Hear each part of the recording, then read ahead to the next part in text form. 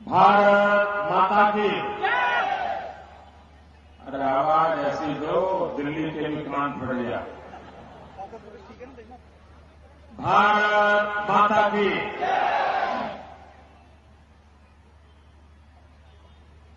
मंच पर विराजमान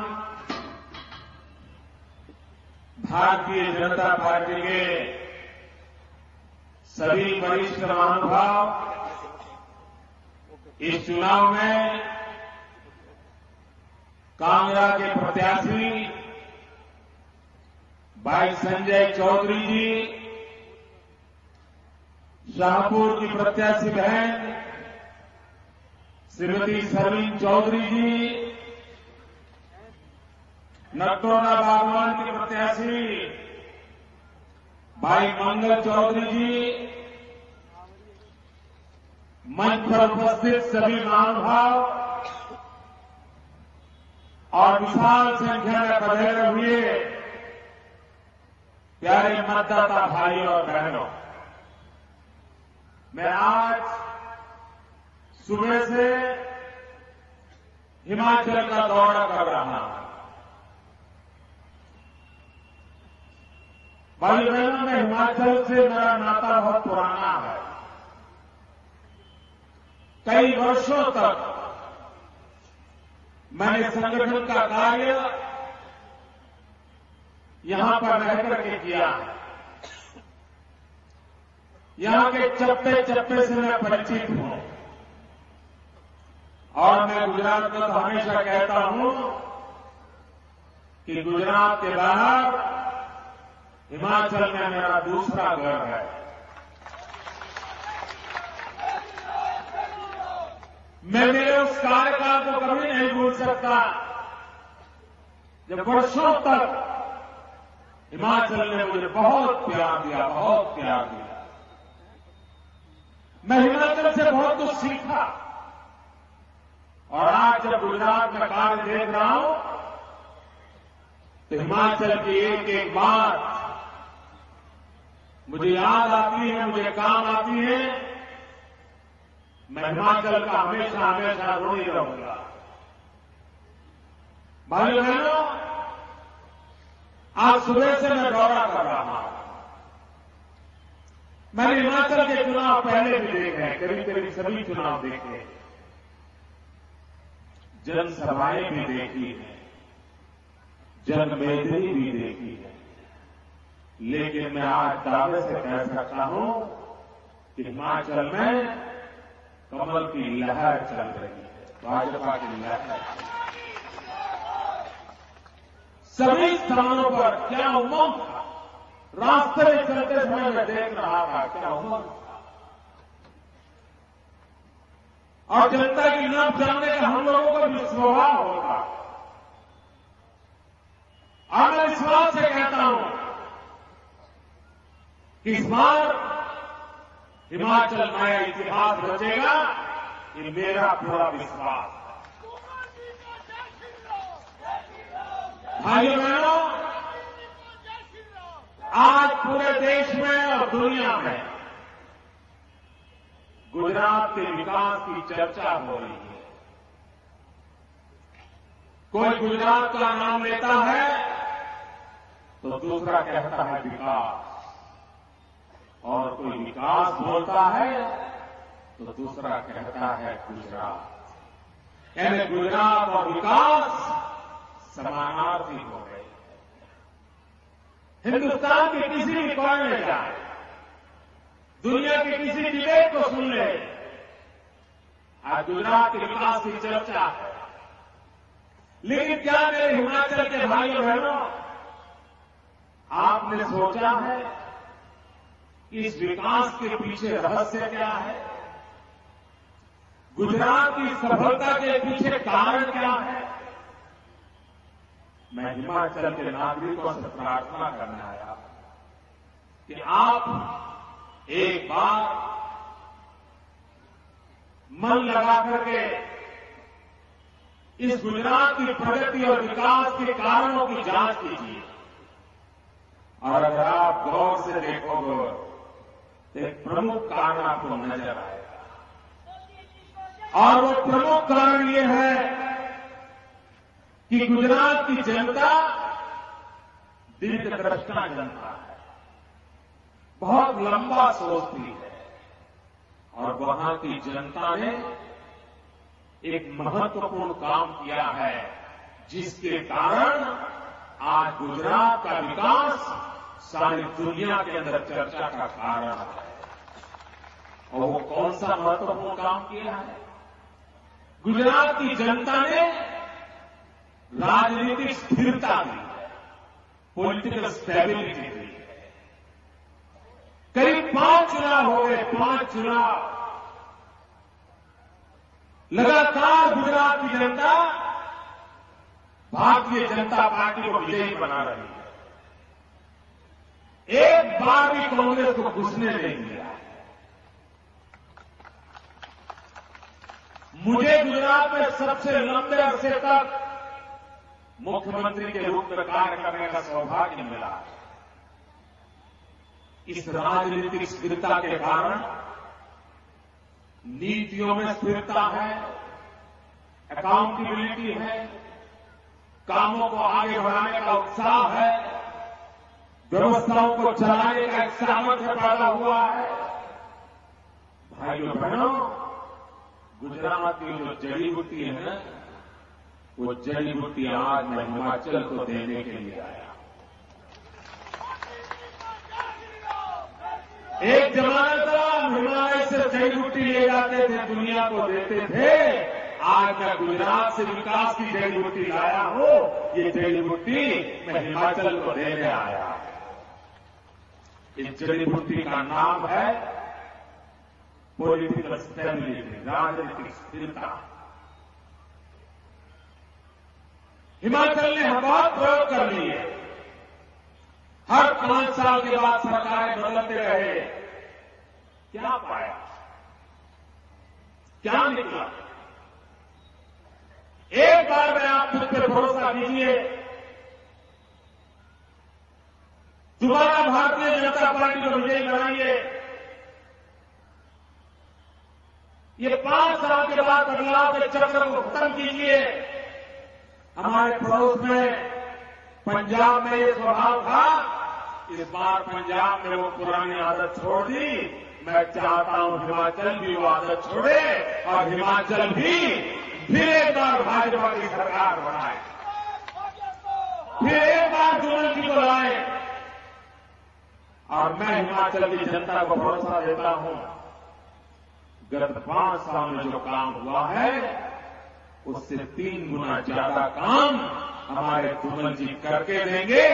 और अगर नहीं कर पाए तो मैं आपके पास जवाब देने के लिए हाजिर हो जाऊंगा। मित्रों, मुझे जुमल जी के नेतृत्व में भरोसा है। आप कल्पना कर सकते हो, इतना छोटा सा राज्य, इतनी प्राकृतिक कठिनाइयां, इतनी रिसोर्सेज की मर्यादाएं, इतनी दुर्गम स्थिति, उसके बावजूद भी हिंदुस्तान के सभी राज्यों को पीछे रख करके 72 अवार्ड जीतने का काम ये जुमल जी की सरकार ने किया। आज के युग में छोटी बात नहीं है। डॉक्टर मनमोहन सिंह की सरकार ने एक भी अवार्ड जीता नहीं था।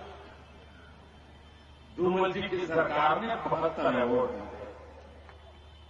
भाइयों बहनों, विकास की नई ऊंचाइयों पर ले जाने के लिए फिर एक बार भारतीय जनता पार्टी को विजयी बनाने का संकल्प करें और आपको देखते ही देखते परिवर्तन नजर आएगा। भाइयों बहनों, ये चुनाव का मौसम है। सभी दल आते हैं, अपनी बात बताते हैं। सभी राजनेता आते हैं, अपनी बात बताते हैं। डॉक्टर मनमोहन सिंह जी आगे गए, मैडम सोनिया जी आगे गई।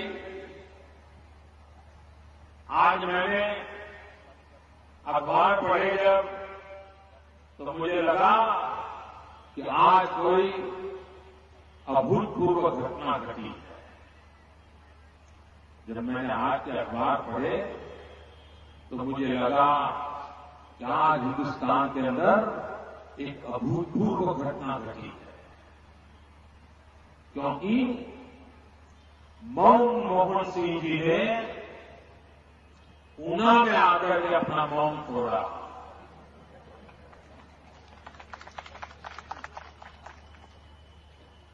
हमेशा मौन रहने वाले मनमोहन सिंह जी ऊना में आकर के मौन तोड़ा, ये भी हिंदुस्तान के लिए बहुत बड़ी खबर हो गई। भाइयों बहनों, देश के प्रधानमंत्री यहां आए थे,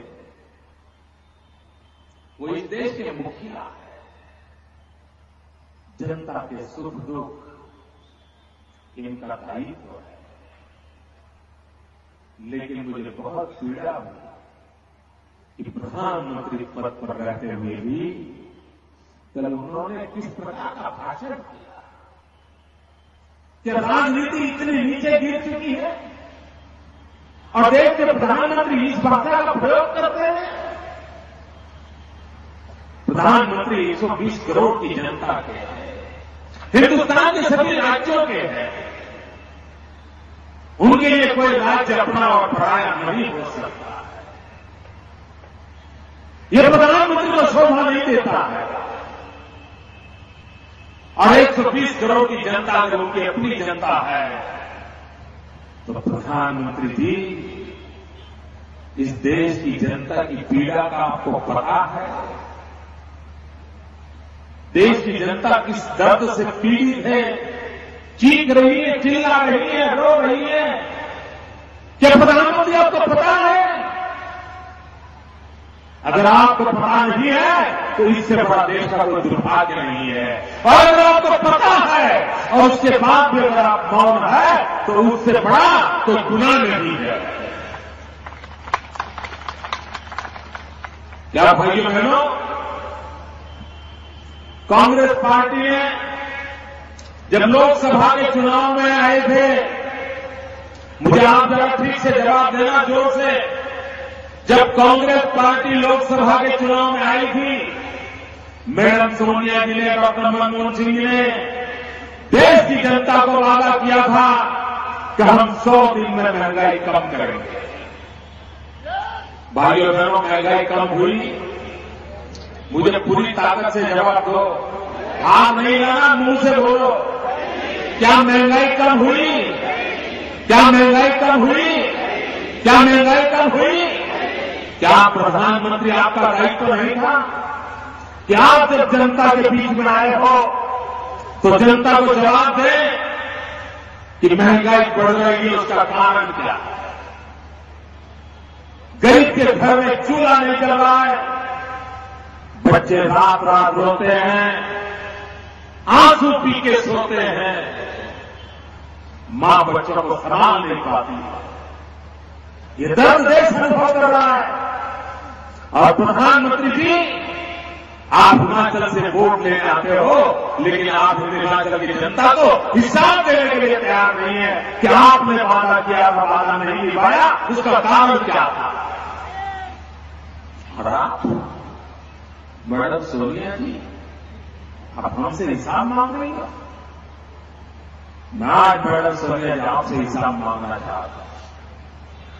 भाइयों बहनों, जरा आप मुझे जोर से जवाब दीजिए, ढीली ढाली बात मत कीजिए। क्या हिमाचल हिंदुस्तान का हिस्सा है? अरे पूरी ताकत से बोलो भैया, क्या हिमाचल हिंदुस्तान का हिस्सा है? क्या हिमाचल हिंदुस्तान का हिस्सा है? क्या हिमाचल हिंदुस्तान का हिस्सा है? ये दिल्ली के दरबार को पता नहीं है। क्या भाषा बोलते हैं? आकर के कहते हैं 10,000 करोड़ रुपया देगा। क्या हम हिंदुस्तान का हिस्सा नहीं है क्या? क्या हम 120 करोड़ की जनता का हिस्सा नहीं है क्या? हम कोई विदेश के राज्य है क्या? और क्या हिमाचल भीख का कटोरा लेकर के खड़ा है क्या दिल्ली दरबार में? क्या हिमाचल भीख मांगता है क्या? मैडम सोनिया जी, इस प्रकार की जबान का प्रयोग करने से पहले हिमाचल के लोगों को कितनी पीड़ा होती होगी, इसका जरा अंदाज लगाइए। और मैडम सोनिया जी, मैं आपको पूछना चाहता हूं, ये 10,000 करोड़ 10,000 करोड़ गाना गा रहे हो, क्या ये आपके दहेज में आए थे क्या? मैं पूछना चाहता हूं, ये क्या आपके मायके से आए हैं क्या पैसे? ये हिंदुस्तान की जनता की काली मजदूरी के धन से इकट्ठे हुई हिंदुस्तान की तिजोरी के पैसे हैं, जिन पर हिंदुस्तान का अधिकार है, जिन पर हिमाचल का अधिकार है, जो हिमाचल के हर नागरिक का अधिकार है। लेकिन किस प्रकार की भाषा बोली जा रही है? भाइयों बहनों, कांग्रेस पार्टी ने लाज शर्म छोड़ दी। अपने गांव में भी कोई एकाध व्यक्ति कुछ गलत काम करता है तो गांव के बुजुर्ग कभी उसको समझाने की कोशिश करते हैं, उसके मां बाप उसको समझाने की कोशिश करते हैं। लेकिन जब गांव का वो व्यक्ति सारी लाज शर्म छोड़ देता है, दो आंख की भी शर्म नहीं रखता है, तब गांव का कोई सज्जन व्यक्ति भी उसको सुधारने की समझाने की कोशिश नहीं करता है, क्योंकि उसको लगता है इसने लाज शर्म छोड़ दी है, अब इसको कुछ होना नहीं है। भाइयों बहनों, ये कांग्रेस ने लाज शर्म छोड़ दी है। अब कांग्रेस में सुधार की कोई संभावना नहीं है, कोई संभावना नहीं। उन्होंने भ्रष्टाचार को शिष्टाचार बना दिया है, उन्होंने भ्रष्टाचार को इंस्टीट्यूशनलाइज किया है। भ्रष्टाचार के खिलाफ कदम उठाने के बजाय पुरस्कार दिए जा रहे हैं। आप देखिए, अभी हफ्ता नहीं हुआ है, 2 हफ्ते नहीं हुए, सलमान खुर्शीद पर कितने गंभीर आरोप लगे। अपंगों के पैसे खा गए, गरीब अपंग, उनको लूट लिया गया। 24 घंटे तक हिंदुस्तान का टीवी चीख चीख करके बोल रहा था, और सारे अपंग प्रधानमंत्री के घर गए तो उन पर गोलियां लाठियां चलाई गई, लाठियां चलाई गई उनको। और लोगों को लगता था कि सलमान जी को हटा दिया जाएगा। हटाने की बात तो अलग रही, कल प्रधानमंत्री पद के विस्तरण के कार्यक्रम में उन्होंने उनको और एक बढ़ोतरी दे दी, प्रमोशन दे दिया और उनका रैंक ऊंचा कर दिया। मतलब कांग्रेस में आप पाप करो, आपको पुरस्कार मिलता है। कांग्रेस के स्टील मंत्री हाईकोर्ट ने उन पर स्ट्रिक्चर पास किए, स्पष्ट रूप से भ्रष्टाचार में दोषी पाए गए। कांग्रेस के लिए मुसीबत आई, उनसे मंत्री पद से इस्तीफा ले लिया गया और 1 हफ्ते के भीतर भीतर भ्रष्टाचार में मंत्री पद से जिनको हटाया गया उनको 1 सप्ताह के भीतर भीतर हिमाचल प्रदेश का मुखिया घोषित कर दिया गया। ये देवभूमि उनके हाथ कर दी गई। भ्रष्टाचार करो, पुरस्कार पाओ, ये कांग्रेस का रवैया है। भाइयों बहनों, इस रवैये से देश का क्या भला होगा? हिंदुस्तान की स्टील कंपनी पर इनकम टैक्स ने रेड की, उसमें डायरी पकड़ी गई, उस डायरी में लिखा गया था कि बीपीएस नाम के किसी व्यक्ति को इतने करोड़ रुपए दिए गए हैं। इनकम टैक्स ने जांच शुरू की, ये बीपीएस है कौन, इतनी भारी मात्रा में पैसे दिए किसने, क्यों दिए? और जब बीपीएस की बात चली तो कांग्रेस वालों को पूछा गया, भाई ये बीपीएस कौन है? तो कांग्रेस वालों ने कहा, ये वीरभद्र सिंह नहीं है, ये तो वीरभ्रष्ट सिंह है। डीबीएस का उन्होंने दूसरा बना दिया। वीरभद्र सिंह जी को निर्दोष बताया गया। भाइयों बहनों, देश लूटता चला जा रहा है, देश को लूटता जा रहा है, भ्रष्टाचार अनाचार बढ़ता चला जा रहा है। मैं हिमाचल वासियों से कहने आया हूं कि भाइयों बहनों, क्या हिमाचल की जैसी देवभूमि में ये दिल्ली का जो पाप है उसको हिमाचल की धरती पर घुसने देना है? क्या हिमाचल की पवित्र भूमि को उन हाथों में जाने देना है जो हाथ कोयला के कारोबार में रंगे हुए हैं, जो हाथ भ्रष्टाचार में लिप्त है? क्या उस कारनामों के अंदर हिमाचल को डूबने देना है? भाइयों बहनों, सिर्फ चुनाव का मुद्दा नहीं है, हिमाचल कैसे हाथों में जाए इसका आपको फैसला करना होगा। ये दिल्ली वाले जो हाथ हैं, जो तबाह कर चुके हैं देश को, अगर उनके हाथ गया तो हिमाचल में जो कुछ भी बचा है वो भी बर्बाद हो जाएगा। अगर हम हिमाचल को बचाना चाहते हैं, अगर हम हिमाचल को आगे बढ़ाना चाहते हैं, तो हमें फिर एक बार भारतीय जनता पार्टी को विजयी बनाना होगा। भाइयों बहनों, कांग्रेस पार्टी ने महंगाई तो दूर नहीं की, लेकिन ऊपर से आपके गांव को नमक छिड़कने का काम किया। अभी गैस के सिलेंडर, सोनिया गांधी ने तो कभी किचन चलाया नहीं। महिला को गैस की क्या जरूरत होती है, कितना गैस चाहिए, घर कैसे चलता है, सोनिया गांधी को क्या मालूम? एक महिला की किचन के अंदर क्या मुसीबतें होती हैं वो मैडम सोनिया जी को मालूम नहीं है। और उन्होंने फतवा निकाल दिया कि अब सिर्फ 6 सिलेंडर मिलेंगे। अगर आपके परिवार को साल में 24 सिलेंडर की जरूरत है तो 18 सिलेंडर काले बाजार से खरीदना पड़ेगा। एक एक परिवार को 800,000 रुपये का अतिरिक्त बोझ आ गया। महंगाई कम थी जो ऊपर से मार दिया। अभी मैडम सोनिया जी कहती है कि कांग्रेस के मुख्यमंत्रियों ने तो घोषणा की है कि 6 केंद्र की तरफ से सिलेंडर मिलेंगे तो 3 राज्यों की तरफ से मिलेंगे। मैं भरी सभा में सोनिया गांधी को ललकारता। मेरे पत्रकार मित्रों मेरी बात को गंभीरता से सुनिए। 1.5 महीना हो गया कांग्रेस के मुख्यमंत्रियों ने अखबारों में प्रसिद्धि पाने के लिए, जनता को गुमराह करने के लिए, लोगों की आंखें धूल झोंकने के लिए ये घोषणाएं की कि 3 सिलेंडर उनकी तरफ से दे दिए गए।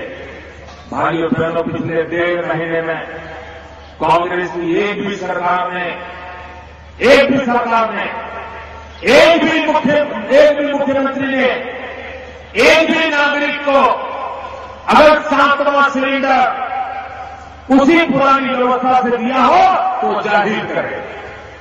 एक को भी नहीं दिया है।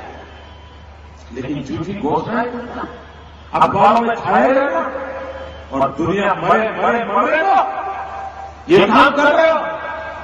भाई बहनों, मैं धूमल जी को अभिनंदन करना चाहता हूं। गैस सिलेंडर न होना, इसकी पीड़ा क्या होती है वो माताओं बहनों को पता होती है। और हिमाचल जैसे ठंडे प्रदेश में अगर गैस का चूल्हा नहीं है, दिन में 6 बार 8 बार चूल्हा जलाना पड़ता है, हर चीज को गर्म करके खाना पड़ता है। उस प्रदेश में अगर सिलेंडर नहीं है तो उस परिवार का क्या होगा? मेरी माताओं की पीड़ा को दिल्ली में बैठे हुए नहीं समझ पाए, मैडम सोनिया जी नहीं समझ पाई, डॉक्टर मनमोहन सिंह समझ नहीं पाए, लेकिन मेरे धूमल जी समझ पाए कि मेरी माताओं बहनों को पीड़ा क्या होती है। और इसलिए उन्होंने घोषणा की है कि हर परिवार को इलेक्ट्रिक से चलने वाला चूल्हा दिया जाएगा। मित्र, ये छोटा निर्णय नहीं है और उसके कारण आज आप रसोई के अंदर जितना फ्यूल का खर्चा होता है, इससे खर्चा कम हो जाएगा। झूमर जी के कारण महंगाई में आपको मदद हो जाएगी। और कांग्रेस के मित्र लिख करके रखो, झूमर जी जो चूल्हा दे रहे हैं, ये मेरी माताएं चूल्हे पर खाना तो पकाएगी, लेकिन इसे चूल्हे में कांग्रेस को भस्म करके छोड़ेगी। लिख करके मैं रखा, ये कांग्रेस पार्टी को भस्म करके रखेंगे। अब कांग्रेस पार्टी बच नहीं सकती। भाइयों बहनों, हर समस्या का समाधान विकास में है। मैं गुजरात के अनुभव से देख रहा हूं, हर कठिनाइयों का रास्ता जवाब देता है, विकास देता है। और भारतीय जनता पार्टी का मंत्र रहा है विकास। हिमाचल सरकार का मंत्र रहा है विकास। आम आदमी के जीवन में बदलाव लाने की कोशिश ये लगातार झूमर जी के द्वारा होती रहती है। हमारे अच्छे कामों को याद रखिए। आपका कोई गीला शिकवा हो सकता है भाई, लेकिन आपके गीले शिकवे से हिमाचल को सजा नहीं मिलनी चाहिए। हिमाचल के साथ अन्याय नहीं होना चाहिए। और मैं प्यारे भाइयों बहनों में कहना चाहता हूं, अगर आज गुजरात कांग्रेस के पास होता तो क्या होता? दिल्ली से भी ज्यादा बर्बाद हो गया होता। ये तो हमारे हाथ आगे बच गया।